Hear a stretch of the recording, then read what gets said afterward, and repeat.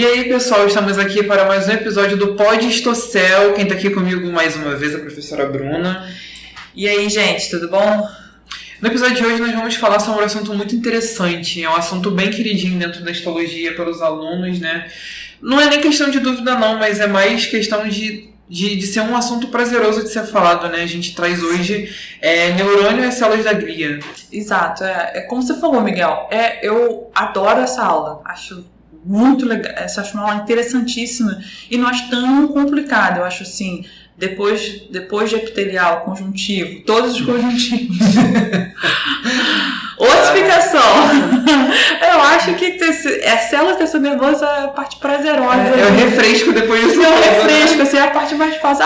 Isso é fácil, isso não é difícil. É verdade. Então, é verdade. A gente vai falar um pouquinho sobre só sobre as células. Vamos focar só sobre as células. E aí, por onde a gente começa? A gente vai... Eu queria saber que a senhora podia explicar a célula principal do tecido nervoso, função. Exato. Então, assim, o tecido nervoso ele vai formar o sistema nervoso de uma forma geral, que é um sistema que tem aquela função de integração. Ele vai integrar todo o organismo. Todo o nosso organismo, nossos órgãos, tecidos e etc. funcionam de forma coordenada porque nós temos sistema nervoso. Então, tem essa função de integração. E por incrível que pareça, esse tecido que forma esse sistema extremamente importante, que vai coordenar tudo, até o sistema endócrino é coordenado pelo sistema nervoso, controlado pelo sistema nervoso. Ele é formado por basicamente 2 tipos celulares e não tem matriz extracelular,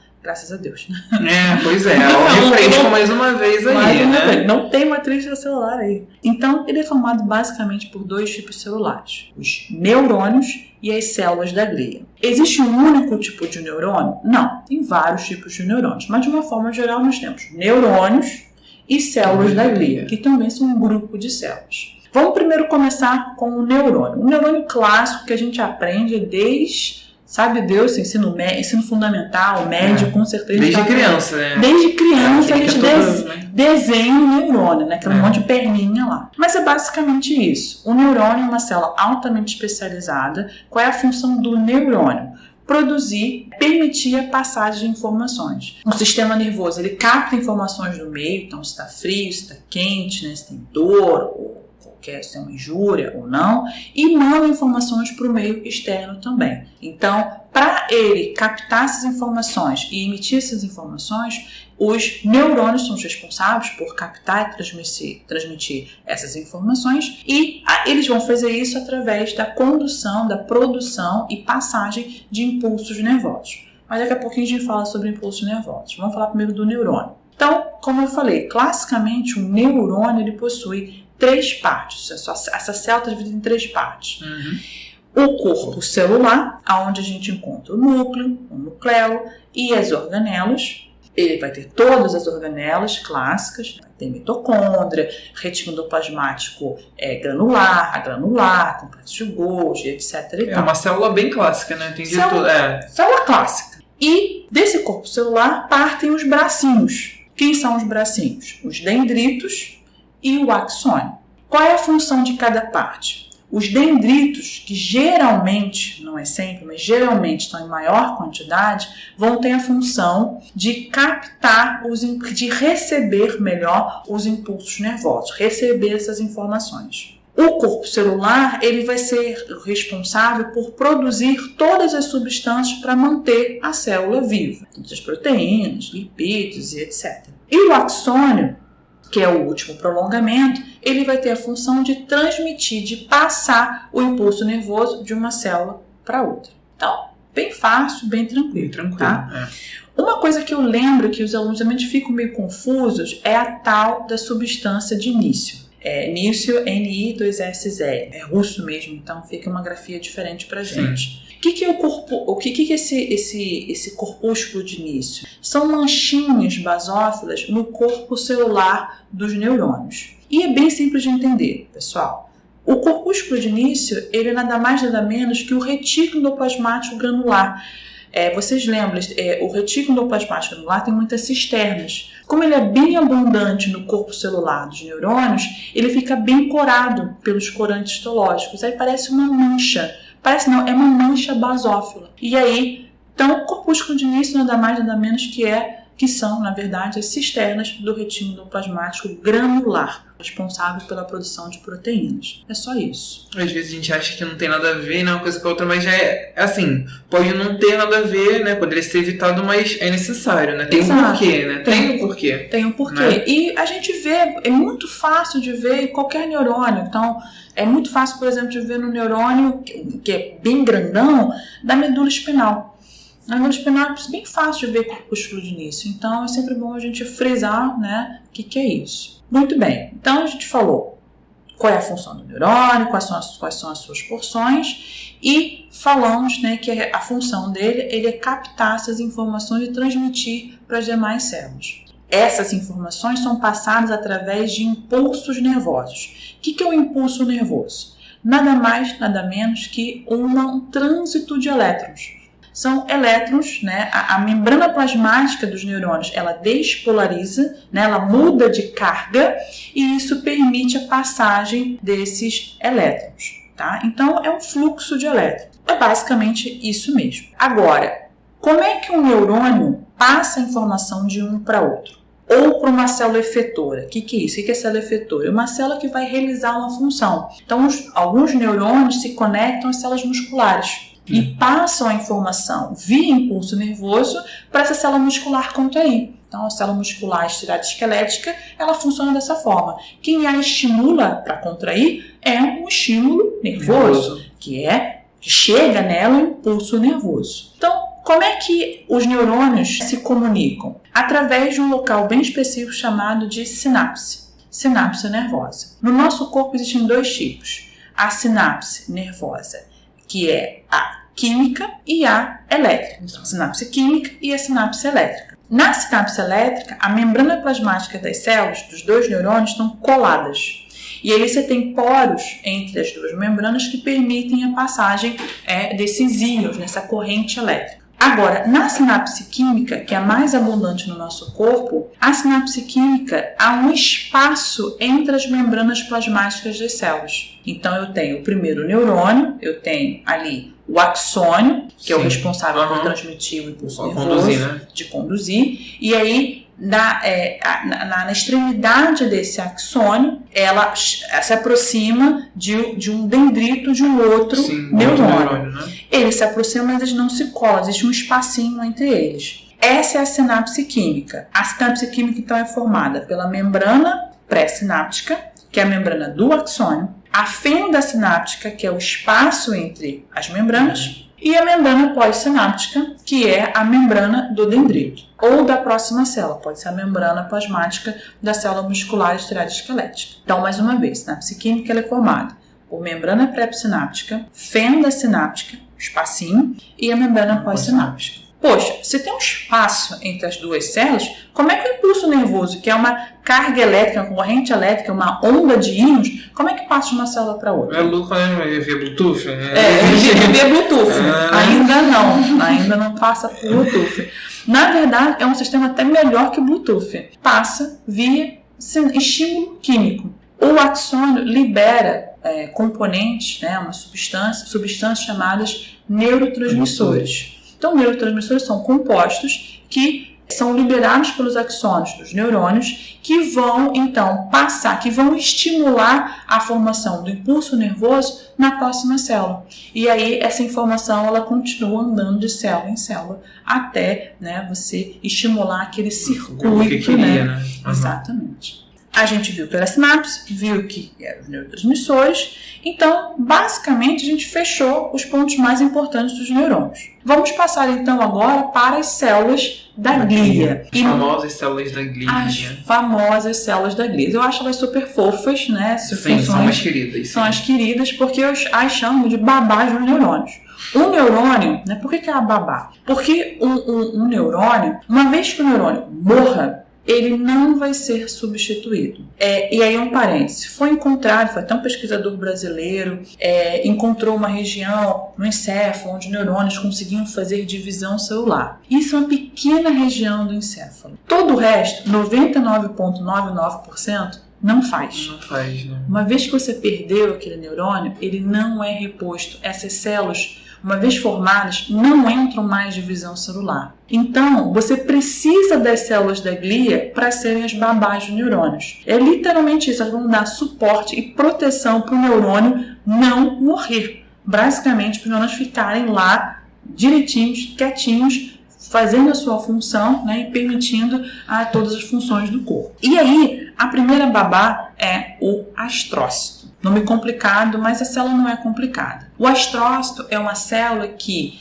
ele vai dar sustentação física e metabólica para os neurônios. O que é isso? Os astrócitos, eles vão emitir prolongamentos e vão captar substâncias diretamente dos vasos sanguíneos. Então, o sangue não entra em contato, as substâncias que saem do sangue não entram em contato direto com os neurônios, porque se isso acontecesse, os neurônios poderiam morrer, entrar em contato com substâncias tóxicas e morrerem. Então, os astrócitos, eles emitem prolongamentos que envolvem os vasos sanguíneos e captam as substâncias de dentro dos vasos sanguíneos. E eles vão processar essas substâncias e vão transportar até os neurônios em outro bracinho. Tá? Então ele vai lá, estica um braço, toca no vaso, estica outro braço, toca no neurônio, e aí ele capta aqui do vaso, transporta por dentro dele, e aí ele processa essa substância e libera diretamente para o neurônio. Então, com isso, o astrócito, ele ajuda a formar uma barreira, chamada barreira hematoencefálica. A gente não vai entrar em detalhes de barreira hematoencefálica. Muita coisa.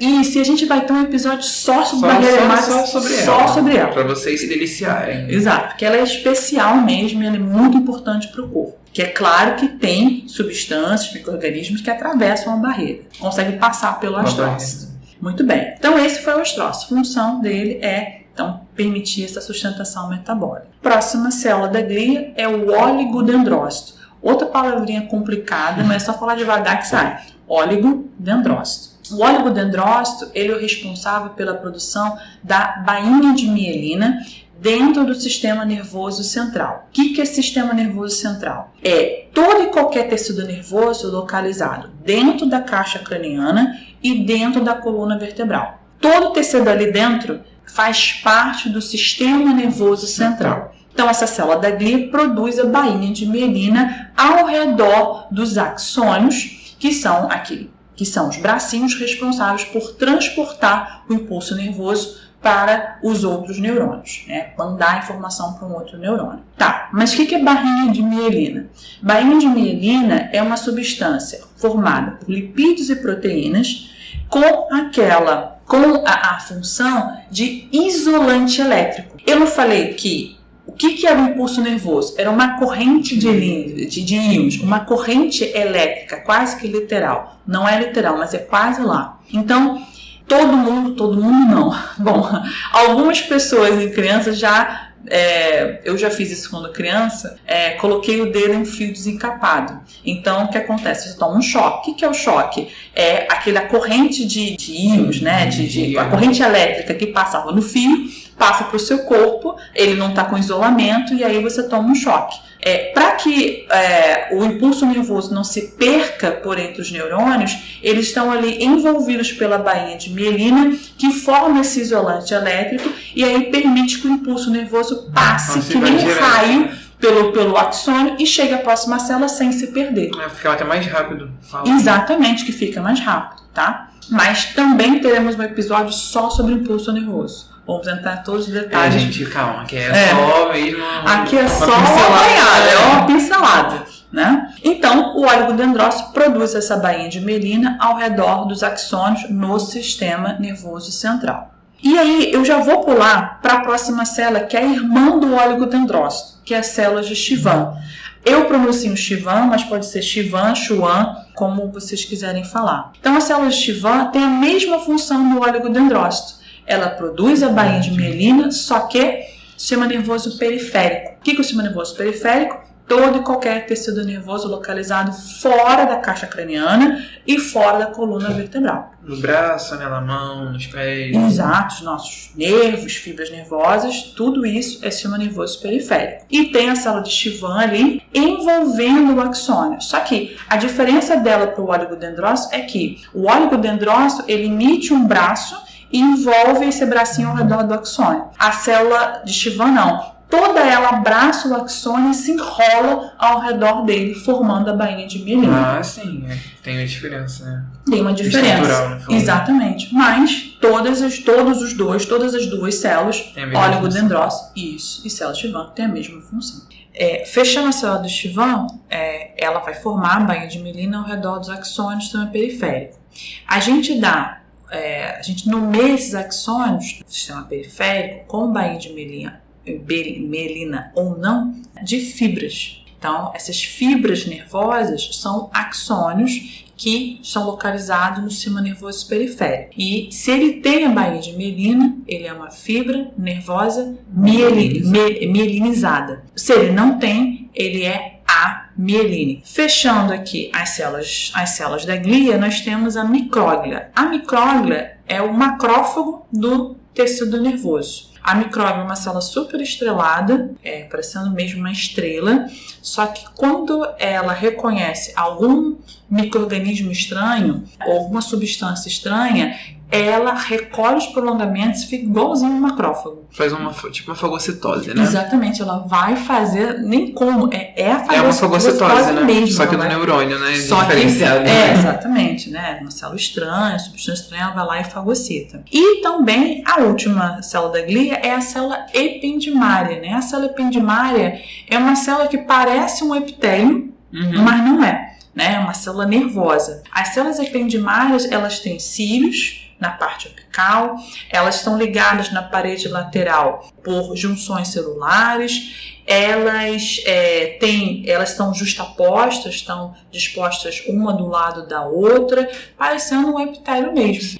Só que essas células ependimárias são derivadas de um tecido nervoso embrionário. Então, elas são células nervosas. O que as células ependimárias elas fazem? Elas produzem um líquido chamado de líquido cefalorraquidiano, dentro de cavidades bem específicas, lá dentro do encéfalo. Tá? Ventrículo, não sei o que. Exatamente, esses são os ventrículos. Nós temos 4 ventrículos dentro do encéfalo. Elas produzem esse líquido cefalorraquidiano que vai ali banhar esses ventrículos e também o canal central da medula espinhal. Né? Mas, mais uma vez, vamos falar desse líquido lá na barreira, porque tem um examezinho que a gente precisa coletar para detectar uns micro-organismos que irão, né, causar meningite, né? Exatamente. Vamos falar de meningite, então passa pela barreira, então a gente volta a falar desse líquido aí, porque hoje é só um passão mesmo. Acabei de lembrar que eu esqueci de classificar os neurônios. Os neurônios,